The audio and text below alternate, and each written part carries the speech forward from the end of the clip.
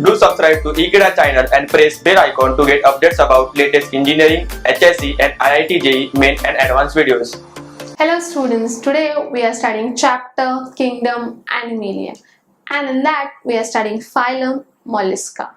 Now, one of the examples of Phylum Mollusca is Pili. So let's study about its characteristics today. Pili, or the organisms that belong to phylum molluscans, they have all the three germ layers present in them, making them triploblastic. Their circulatory system consists of heart, which is dorsally placed. Along with that, also it has pericardial spaces or just internal spaces. There are a lot of blood vessels that are present. The respiratory system will have gills in them. Also, there are also teeth which they have for their digestive processes. So, Pili belong to phylum Mollusca, are mostly aquatic organisms. They have bilateral symmetry and have all the three germ layers: endoderm, ectoderm and mesoderm.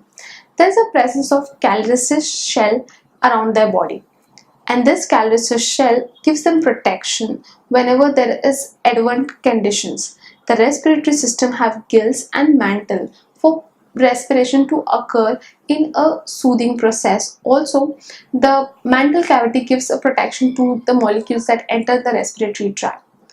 There's heart, blood along with the circulatory system, and this is guarded by the mantle region. Also, nervous system is observed in this kind of organisms.